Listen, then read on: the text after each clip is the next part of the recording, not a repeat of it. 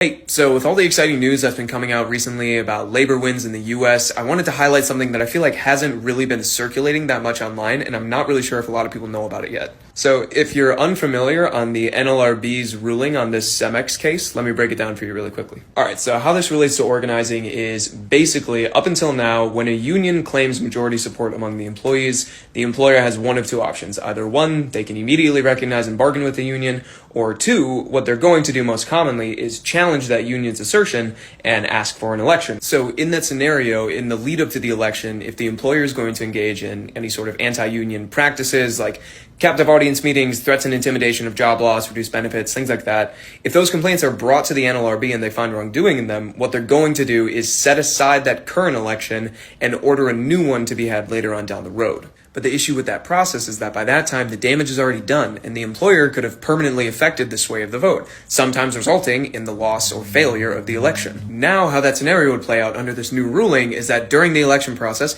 if there's any sort of anti-union practices, the NLRB, instead of rescheduling the election, is just going to force the employer to recognize and bargain with the union. So, full stop. If they engage in any sort of union-busting tactics, then boom, they have to deal with the union now.